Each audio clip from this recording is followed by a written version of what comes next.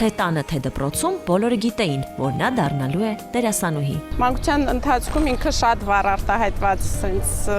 պերսոնա էր։ Թատրոնն ու կինոն նրա կյանքում մեծ տեղ զբաղեցրին, բայց շուտով թատերական արվեստին փոխարինելու եկավ նրա ավելի մեծ ու կարևոր դերը՝ մայր լինելու արվեստը։ Շատ հանգիստ է իր բնավորությունը այս տարիների ընթացքում, երբեք չի փոխվել։ Լինեն դերասանուհի, թե մայր, թե երկուսն էլ միաժամանակ եւ բավականին հաջողված։ Նայինե Պետրոսյան։ Ողջույն, այսօր մեր տաղավարում է Հրաչյա Ղափլանյանի անվան դրամատիկական թատրոնի դերասանուհի Նարինե Պետրոսյանը։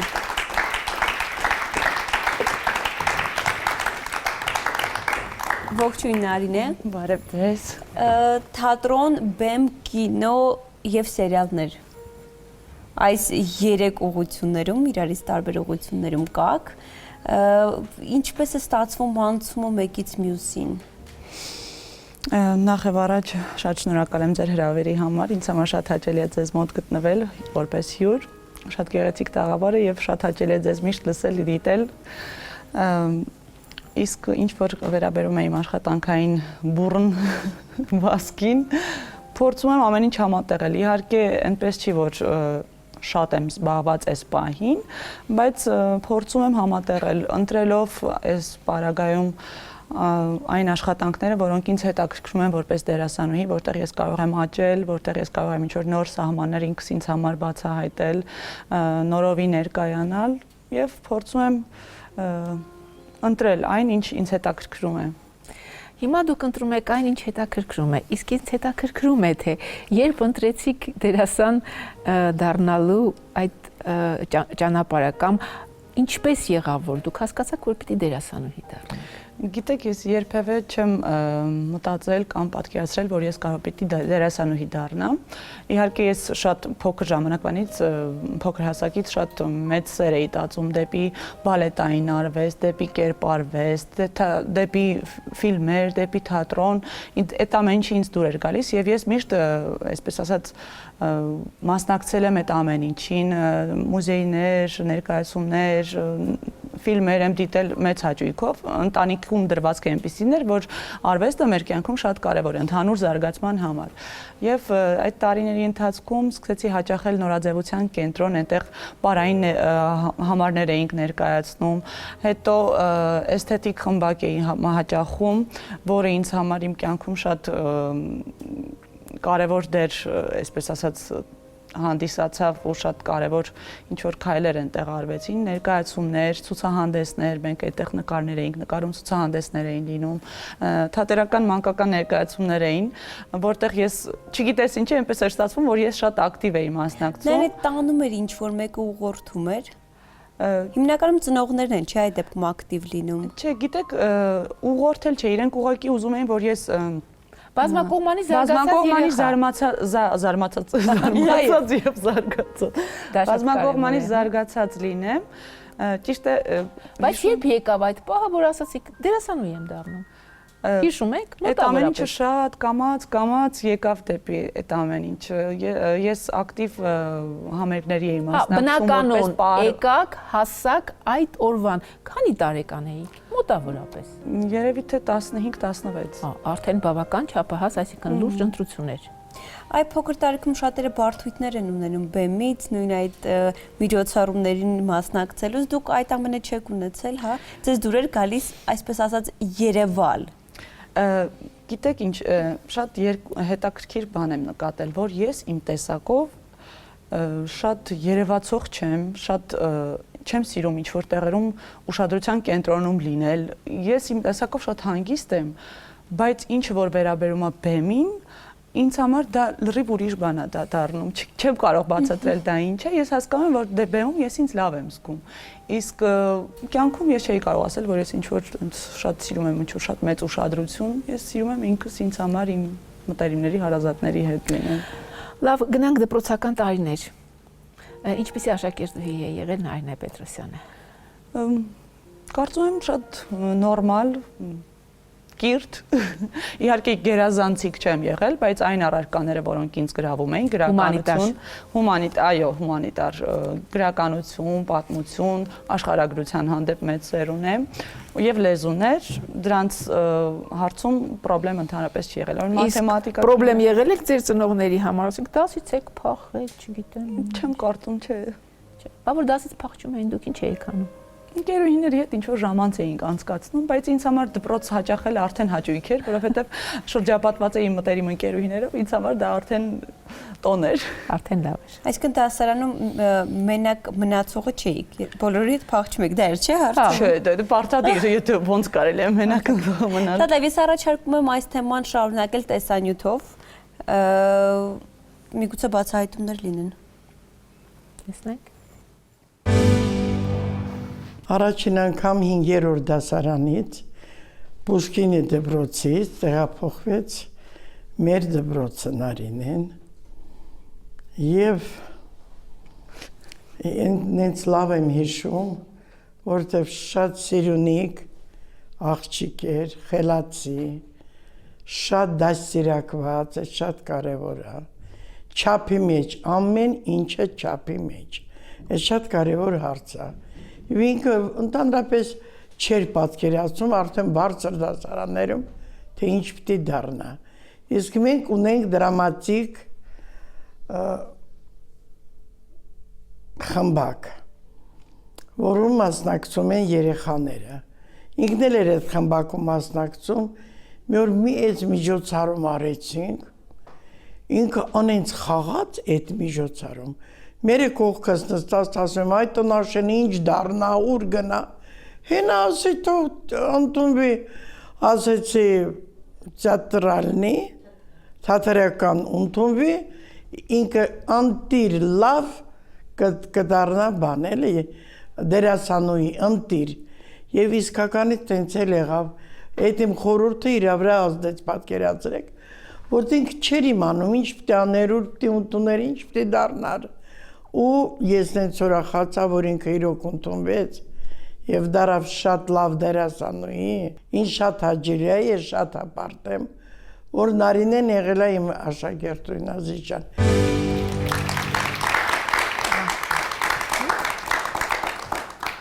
Շատ հաճելի էր, իսկական սյուրպրիզ էր կարելի ասել եւ իմ աղջիկն էլ այս պահին հաճախում է Մեսրոպ Մաշտոցի անվան դպրոց եւ շատ շնորհակալ եմ, իսկապես չէի սպասում բացարձակապես։ Սա ինչպես ասում են, ձեր դպրոցական տարիների ուսուցչի կարծիքն է։ Իսկ ինձ հետաքրքիր է իմանալ, թե ձեր մասնագիտական ոլորտում ում եք համարում դուք ուսուցիչ, ձեր ուսուցիչը։ Իմ մասնագիտական ոլորտում նախ եւ առաջ ասեմ, որ Արմենուհի Սուրենովնան, ում խմբակը ես հաճախում էի, իմ կյանքում շատ մեծ դեր է խաղացել, տանելով ինձ դեպի արվեստ։ Ամեն ինչ կարծում եմ այդտեղից սկսվեց եւ հետո արդեն երբ որ որոշում եղավ, որ պիտի ընդունվեմ թատերական ինստիտուտ, ծանոթացա Աննայի հետ Հեքեքյան։ Նրա հետ էլ ծանոթությունը ինձ համար շատ ինչ-որ նոր, այսպես ասած, սահմաններ բացվեցին եւ նրա խորհրդով այդ տարի Արմենը Մազմանյան, իմ սիրելի իմ վարպետը, իմ լուսահոգի ուսուցիչը, նրա ֆակուլտետը ընդունվեցի դերասանական եւ Աննան Հեքեքյան, չեմ կարող տարբերել նրանց աշխատանքը, Աննան Հեքեքյան, Արմենը Մազմանյան, Գարեգին Վահագնիչը, նրանք իսկապես, չգիտեմ, նրանք են իմ ուսուցիչները։ Իհարկե ես հետագայում թատրոն էլ դրամատիկական թատրոնում սովորում եմ այս պահին Արմեն Սախանդիկյանից, Հրաչյա Հարությունյանից, Արտուր Ութմազյանից եւ մեր մյուսներից բոլորից, բայց իմ որպես մարդ, որպես էակ, որպես անհատականություն ես կարող եմ ասել, որ ինստիտուտի առաջին մի քանի տարիներն են եղել, որ ինձ որպես անձ, որպես անհատականություն ձևավորել են։ Կան շատ ոլորտներ, որտեղ պրոֆեսիոնալների հետ աշխատելով երիտասարդները մի փոքր միգուցե ամաչում են, փորձում են չլինել շատ վառ, շատ ճճացող, իսկ ինչպիսին է թատրոնը։ Միգուցե հակառակը, ունես այդ ազատությունը քեզ ցույց տալու, քո գույնը բերելու։ Համաձայն եմ, թատրոնում էլ, գիտեք ոնց, շատ անգամ իրավիճակը այնպիսին է լինում, որ այդ տեղը պիտի լինի, որ դու կարողանաս քեզ ճչացող կամ ակտիվ ցույց տալու, որովհետև լիրում են պիեսներ, որտեղ դու կարող ես ինչ որ անելիք ունես, որտեղ դու պիտի հասկանաս սահմանները եւ չանես ավելին, ինչը որ չի պահանջվում այդտեղ։ Բայց լինում են դեպքեր, երբ որ դու պիտի լինես ինչ որ ճչացող կերպարում, այսինքն աշխատանքը ինքն է թելադրում, թե դու ինչպիսին պիտի լինես։ Բայց ամեն դեպքում ես համաձայն եմ ու վստահ եմ, որ պետք է լինել ակտիվ ու պետք է նաև համառ լինել ինչ որ հարցերում, այսինքն եթե դու ինչ-որ բան կարող ես անել, դու պիտի դա ցույց տաս, ցույց բերես, որ մարդիկ հասկանան, որ դու այդ ունակությունները եւ այդ կարողությունները ունես։ Եվ որոշել էիք, որ պետք է շատ ակտիվ եւ լուրջ զբաղվեք կարիերայով, բայց ամուսնացաք շուտ։ Այդ շուտը երբ էր եւ ինչպես ստացվեց։ Այդ շուտը 21 տարեկան էի։ Իհարկե ես 16-ից արդեն ինստիտուտում էի, ֆիլմում էի նկարահանվել, տարբեր ներկայացումների էի մասնակցում, շատ ակտիվ եւ ամբողջությամբ տրված էի այդ ամեն ինչով, բայց ես մանկուց նաեւ միշտ պատկերացնում էի, որ ես պիտի ունենամ ընտանիք, ունենամ նաեւ իմ սիրելի աշխատանքը, բայց նաեւ ընտանիք էլ պիտի ունենամ ու իմ սիրելի մարդը իմ կողքին։ Եվ քանի որ որտեղն է հայտնվեց։ Մենք հայտնվեց Երևանյան սրճարաններից մեկում, տենց պատահաբար ծանոթացանք, 2 տարի շփումից հետո հասկացանք, որ կարելի է նաև ամուսնանալ եւ այդպես շարունակել մեր միասին։ Բայց ասում են, որ նա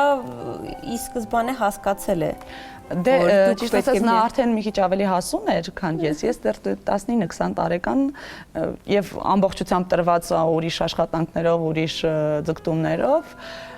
բայց երբ գիտեք ոնց այդ պահը այնպեսին է լինում, երբ դու հասկանում ես, որ այդ անհատականությունը քո կողքին է, կարծում եմ պետք է այդ պահը բաց չթողնես, որովհետեւ չգիտեմ, ինձ համար դա կարևոր պահ է իմ կյանքում։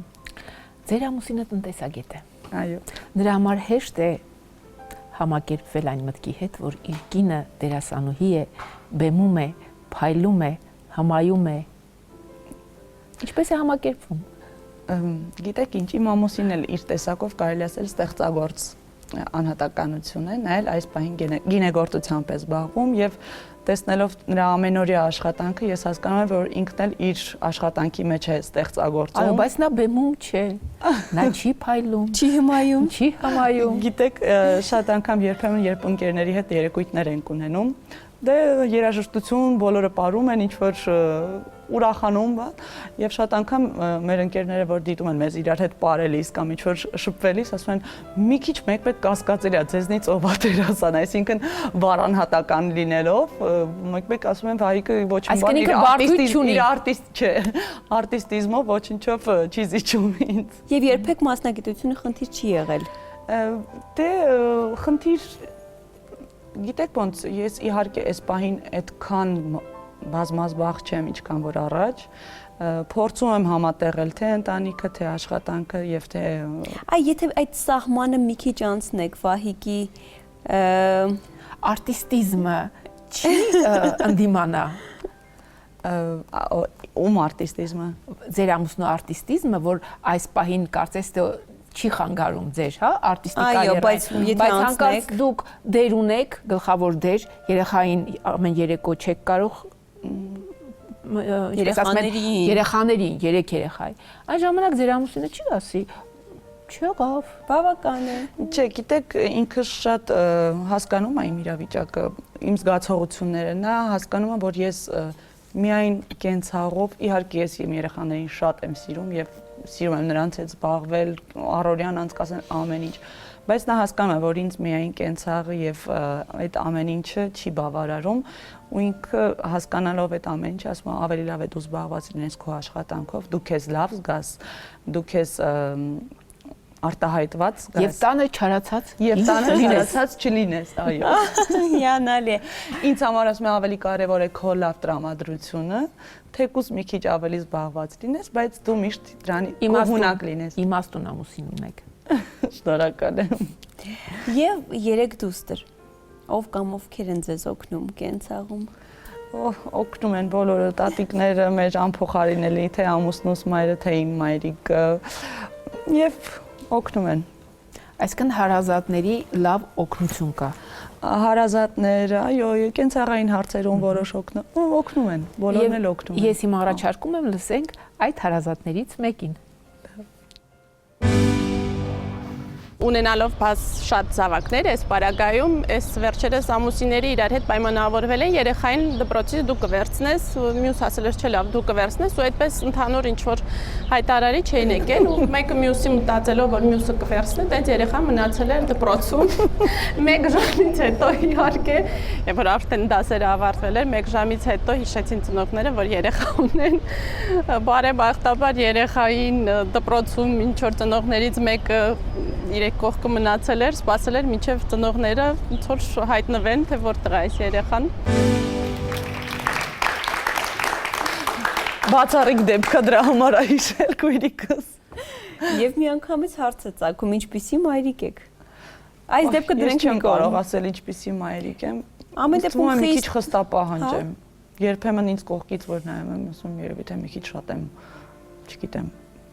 Ինչու՞մ է արտահայտում այդ խստապահանջությունը, օրինակ։ Չգիտեմ։ Ինչ եք պահանջում ձեր երեխաներից։ Դիսցիպլինա եմ պահանջում, կարգապահություն, մաքրասիրություն, չգիտեմ։ Իսկ թիթիզ են։ Վայ, երբեմն առավոտյան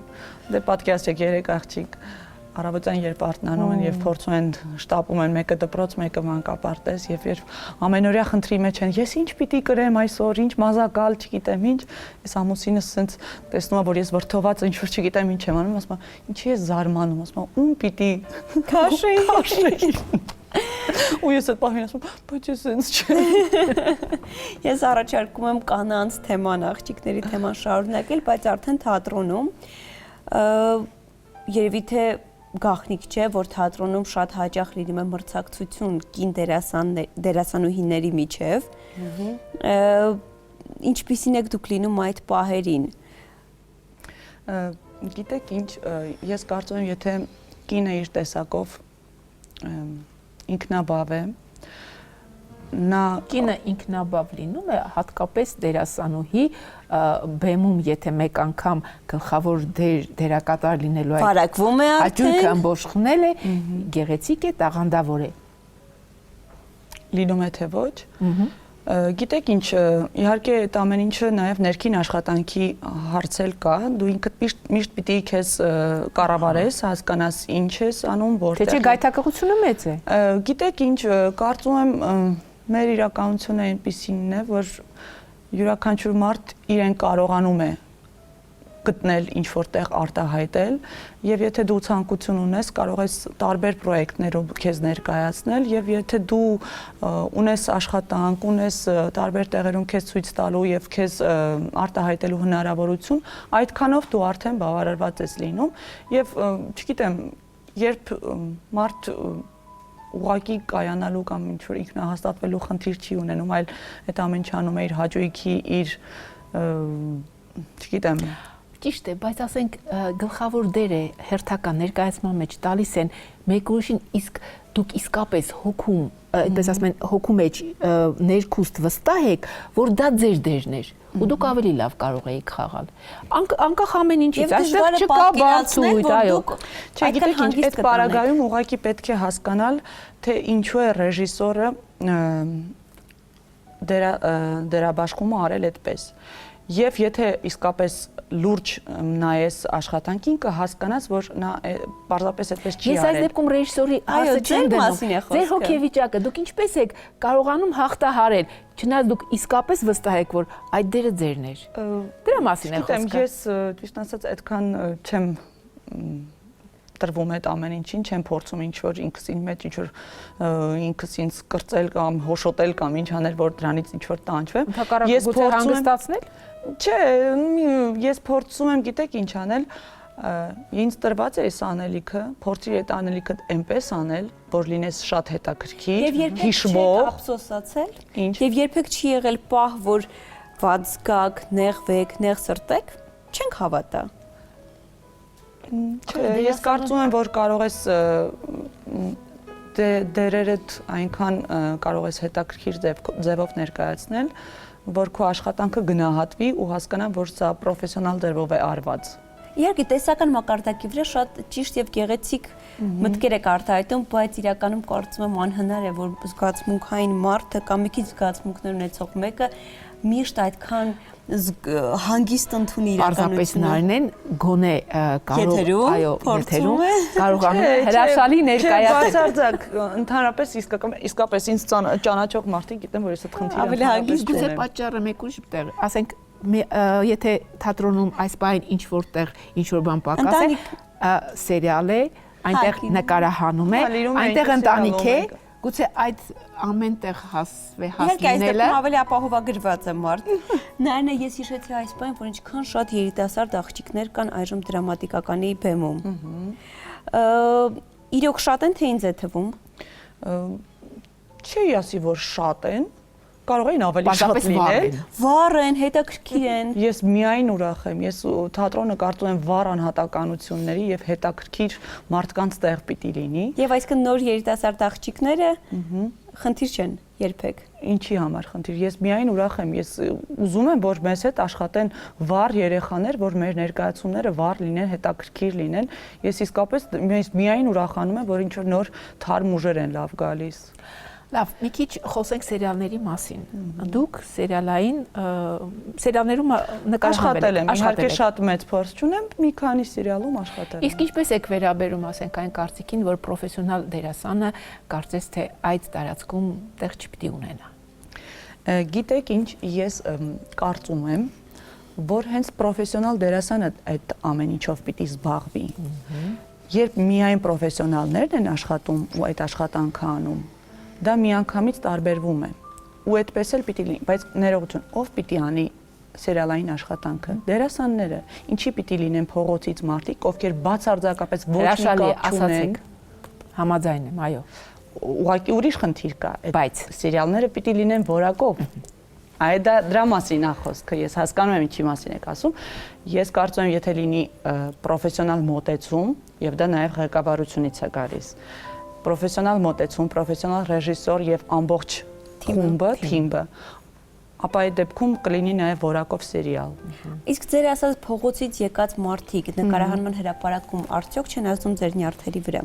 Երբ խաղում են ձեզ հետ եւ հասկանում եք, որ ինչքան է որակը ընկնում կամ դանդաղում ընթացքը հենց նրանց պատճառով։ Ես ամեն դեպքում գտնում եմ, որ դա սխալ է։ Իհարկե սխալ է, որովհետեւ բավական է ես 1-2 վայրկյան նայեմ հերոստատեսային ինչ որ թեկուզ ինչ որ նոր երեխաներ լինեն, երիտասարդներ, ես մի անգամից կնայեմ կհասկանամ կրթություն ունի, չունի, ով է, որտեղից է, ինտելեկտը ինչքան է, ամեն ինչը մի անգամից երևում է ու անգամ ձայնային տեմբրից դու ամեն ինչ ընկալում ես։ Չգիտեմ, ես կարծում եմ, որ դա շատ լուրջ խնդիր է, որովհետև հերոստատեսության ղեկավարները իսկապես պիտի մի քիչ լուրջ այդ ամեն ինչին վերաբերվեն, որովհետև ես առաջ այդքան միգուցե չէի մտածում, բայց հիմա որ այդ խնդիրը կա, որ երեխաներս հերոստատեսություն են նայում, ես երբեմն ալիքը փոխում եմ, ասում խնդրում եմ մի նայեք ինչ որ բաներ, որովհետև ես չեմ ուզում, որ իմ երեխաները ինչ որ սխալ չափանիշներով ու սխալ ինչ որ հերոս իրենց համար այսօր ունենան չափանիշներ, այո։ Խոսենք վերջին ֆիլմի մասին, եթե չեմ սխալվում, դա է ձեր վերջին ֆիլմը, որին մասնակցել եք Ջիվան Ավետիսյանի Վերջին բնակիչը ֆիլմի մասին, երբ ստացաք առաջարկը, ինչպես ստացաք առաջարկը եւ ինչ տվեց ֆիլմը ձեզ։ Նախ եւ առաջ ասեմ, որ սա իմ ու Ջիվանի ներողություն երրորդ համագործակցությունն է թվով։ Ես նրա կողքին եմ, երբ նա իր առաջին ֆիլմն էր դեռ սկսում նկարահանել, ընդհատված մանկությունը, երկրորդ ֆիլմը Թևանիկը, որը նույնպես մեծ հաջողություն ունեցավ եւ մեր ոնց որ ասած ընկերությունը դարձավ նաեւ համագործակցությունը ընկերություն եւ բնականon ձևով երրորդ ֆիլմի առաջարկներ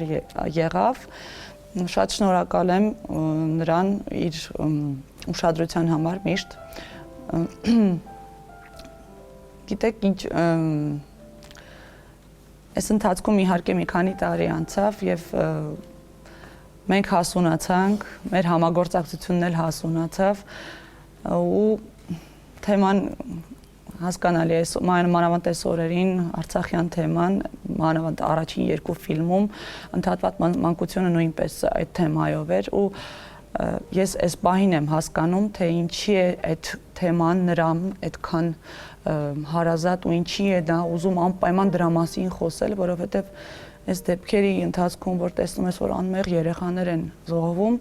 դու հասկանում ես, որ այն մարդը, ով այդ իրականության մեջ է մեծացել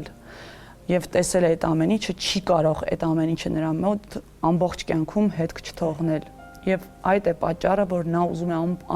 անպայմանորեն դրա մասին խոսել։ Ու չգիտեմ, Ձեր դերը իմ դերը ֆիլմը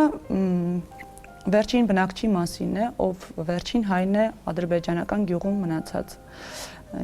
Եվ չեմ ուզում փակագծեր բացել, ես